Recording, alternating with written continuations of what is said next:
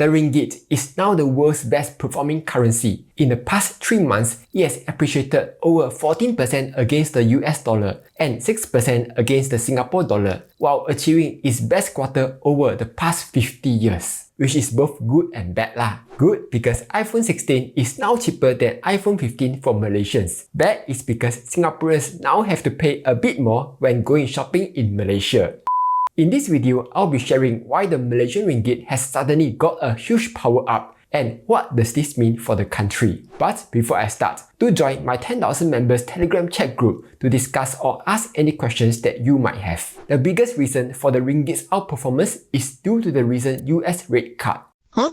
The rate cut got what to do with Fiscal? So think of it this way, investors are always looking for the highest return on their money. Prior to the rate cut, the US interest rate was at 5.5%, whereas Malaysia's interest rate was only at 3%. This is also known as the interest rate differential. Because of that, investors are more likely to sell the Malaysian ringgit and convert them to US dollar in order to earn the extra 2.5% interest. This causes the US dollar to strengthen and the ringgit to weaken. But as the Fed is now finally starting to cut interest rates, investors are seeing less and less appeal in parking their money with the dollar and be like, Convert back to ringgit As a result, the ringgit started strengthening against the dollar. Not just that, the Bank Negara Malaysia has also been encouraging companies to convert their overseas profit back to the ringgit, which further helps to strengthen it. However, this still does not explain why the ringgit has been doing so well, because the ringgit didn't just appreciate against the dollar, but also against every other currencies out there. So, what's going on? And the answer is, Malaysia's economy saw a huge growth this year. The first contributor to this growth was the rise in tourism. So prior to the pandemic, tourism had always been a huge contributor to the Malaysian economy, as it would typically see tourism bringing in around $20 billion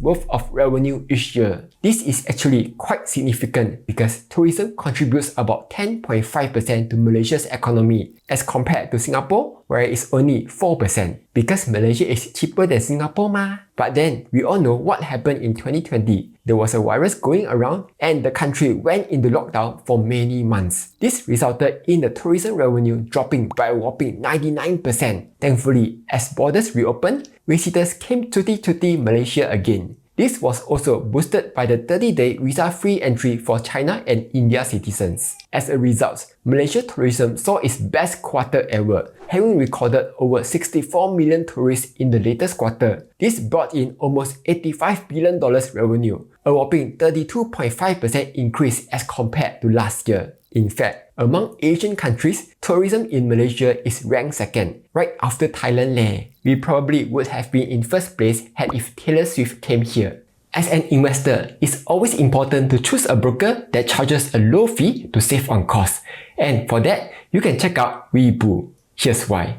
If you are trading the US market during regular and extended hours, Webull is just charging a low commission fee of just 0.025% with a minimum of 50 cents. Or if you trade the SGX market, you enjoy a low commission of just 0.025% with a minimum of 80 cents and a platform fee of 0.025%. Also with a minimum of 80 cents. New users will get to enjoy commission-free trades for US stock trading for 1 month and commission-free trades for SG stock trading for 3 years. Both new and existing users will also get to enjoy US options free commission if you trade a minimum of 100 option contracts in a month. For new users who use my exclusive link to sign up to Webull, you will be able to get up to $350 cash vouchers when you deposit $10,000, make 5 US buy trades while maintaining the funds there till 31st December 2024. Plus, you will also unlock up to 6.9% per annum yield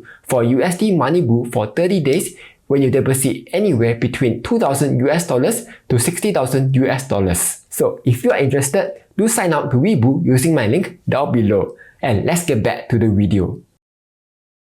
Besides that, Malaysia also saw a substantial increase in foreign direct investment in 2024. This is a big deal because prior to the Asian financial crisis in 1997, Malaysia actually had one of the biggest share in FDI inflows, losing only to Singapore. But post-AFC, due to reasons such as capital control, political instability, and corruption, investors started losing confidence in the country. And by 2020, Malaysia's FDI inflow had dropped to one of the lowest in the region, losing out to other countries such as Indonesia, Philippines, Thailand, and Vietnam. Thankfully, things started to change in recent years, and one thing that stood out in particular is data centers. In recent times, Malaysia started becoming one of the top destinations for building data centers. Between 2021 to 2023, Malaysia approved a total of $115 billion investments in data centers and cloud services, which is like, I don't know, a lot of chicken rice, yeah. This came from tech giants like Google, Nvidia, Microsoft, Amazon, and even more Chinese companies are expected to set up data centers here. In fact, it was expected that by 2028, Malaysia's data center capacity would be the largest in the region, with just the data centers in Johor Bahru alone overtaking Singapore. Ho say bo. But then, why is Malaysia such a popular destination for building data centers? Simple. Malaysia has an abundance of land, energy, water, and of course, things are cheaper here also ma. Something that land-scarce Singapore and Hong Kong may find it hard to compete on. For example, electric tariffs in Malaysia only come in at 10 cents per kilowatt hour, while in comparison, Singapore is charging a much higher 27 cents per kilowatt hour. Not just that, Malaysia also offers 100% tax exemption to eligible data centers and cloud business investments, as well as the Green Lane Pathway Initiative, which will reduce the lead time for data centers to secure power to as fast as 12 months. Now, besides data centers, Malaysia is also emerging as a new semiconductor powerhouse. So currently, what's happening now is that the semiconductor manufacturing industry is highly dominated by just a few companies from a few countries, especially Taiwan. In particular, Taiwan's TSMC manufactures more than 50% of semiconductors in the world and provides chips to tech giants like Apple, Nvidia, and Qualcomm. But as tensions rise between the two major superpowers, US and China, companies are starting to realize that they need to diversify their semiconductor manufacturing process away to other countries. And what better place to diversify than Malaysia? Malaysia's median salary is 5 times less as compared to Singapore, which means a much more cost-effective alternative for companies. But cheap doesn't mean low quality, yeah? Thanks to Malaysia's education system, a big part of the population is well-educated, fluent in English, and has one of the highest share of STEM graduates among the tertiary graduation recipients, all of which are crucial for attracting international businesses. Plus, due to its low cost of living and high quality of life, Malaysia is also an attractive destination for skilled professionals. In 2023, Malaysia saw a rising number of expats coming into here. Malaysia also has a much better infrastructure as compared to some of its neighbours, such as modern industrial parks, advanced research facilities, and efficient transportation networks. Not just that, Malaysia sits right in the middle of important trading routes, which makes it an ideal gateway for semiconductor companies looking to access both regional and global markets. At the same time, the government will also be investing as much as $5.3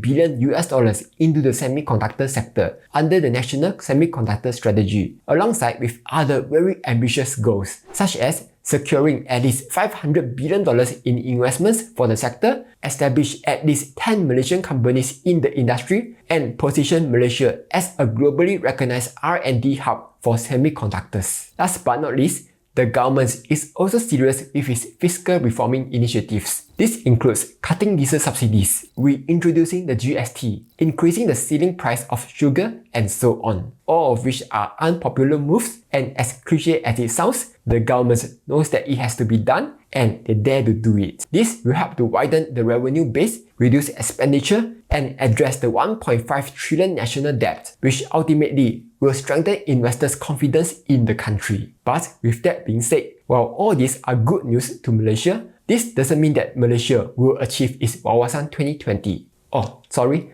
2020 passed already liao. Because the country still has a lot more issues to solve. Malaysia is still trapped in something called the middle income trap, where the country's living standards stagnate when it reaches a certain level. This is due to over-reliance on foreign direct investment and low productivity. As a result, Malaysia's per capita income now far lags behind many of its neighbouring countries, such as Taiwan, Korea, and of course, Singapore. This is also one of the biggest contributing factors to Malaysia's brain drain problem, as over 70% of young Malaysian employees would consider leaving the country for better job prospects. So, in order to break out of the middle income trap, Malaysia needs to heavily focus on upskilling its workforce to increase productivity while investing more into high-tech sectors and priority fields. All in all, while things are looking bright for Malaysia, there's still a lot more work to do, and the ringgit's trajectory will highly depend on whether Malaysia can sustain its economic growth, attract more foreign direct investments, while adapting to ever-changing global economic shifts. But what do you think? Will we ever see 1 ringgit to 1 SGD in the future? Do comment down below and let me know. Like, share and subscribe, as I'll be posting new videos every Monday, Wednesday and Friday.